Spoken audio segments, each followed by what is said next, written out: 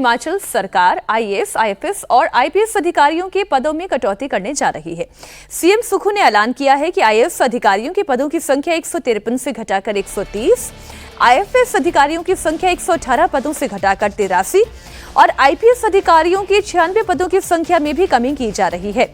CM Sukhu कह रहे हैं कि प्रदेश को बड़े अधिकारियों की फौज नहीं चाहिए। बहुत से अधिकारी तो ऐसे हैं जिनके पास पर्याप्त काम नहीं है, इसलिए दिल्ली जाने के इच्छुक अधिकारियों की फाइलों को तुरंत मंजूरी दी जा रही है।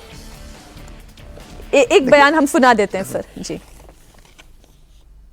इसके हम आईएएस के 153 में से 130 पद करने जा रहे हैं। आईएफएस के हम 118 में से 83 पद करने जा रहे हैं।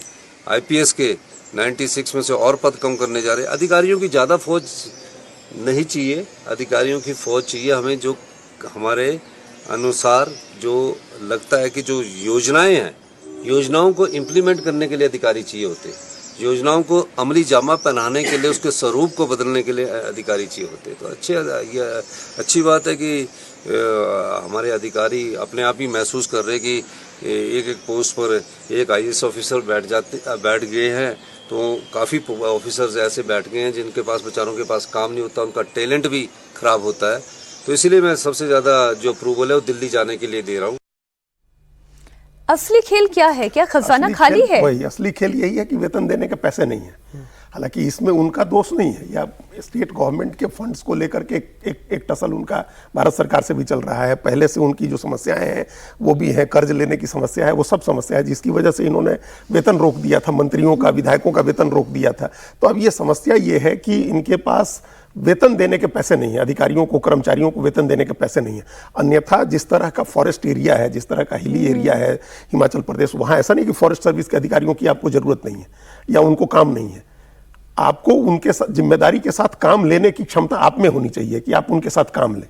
तो आप काम नहीं ले पा रहे हैं, या तो काम आप उनको नहीं दे पा रहे हैं, दूसरा आपके पास वेतन देने का संकट है, तो आप भेज दीजिए उनको दिल्ली। आप पोस्ट मत घटाइए वहाँ। आपके यहाँ जो लोग हैं, मान लीजिए कि उनको आप भेज दीजिए वापस, दिल्ली आना है तो भेज दीजिए। अब कोई नई सरकार आएगी, उसके पास अगर सुविधा होगी तो वो फिर बुला लेगी, उन अधिकारियों को अपने यहाँ नियुक्त करेगी।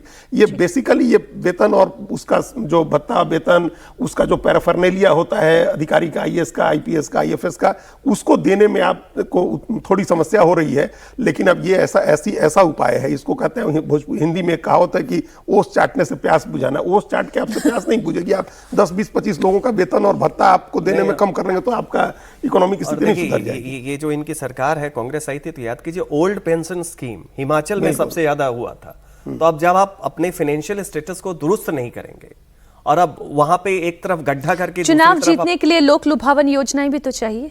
तो चाहिए, तो उसका नतीजा आप कह रहे हैं कि भाई इनका टैलेंट खराब हो रहा है, सब कुछ हो रहा है। तो आप पहले, आपको पता नहीं था, आपके पहले भी कांग्रेस की सरकार थी, वीरभद्र सिंह कई टेन्योर में रहे, तो आपसे पहले के जितने भी कांग्रेस के लोग थे, चीफ मिनिस्टर थे, उनको ये संज्ञान नहीं था। आप ही को ये संज्ञान आया है कि जो आईएएस अफसर है वो उनका टैलेंट खराब हो रहा है क्योंकि उनके लायक यहाँ पे काम नहीं है।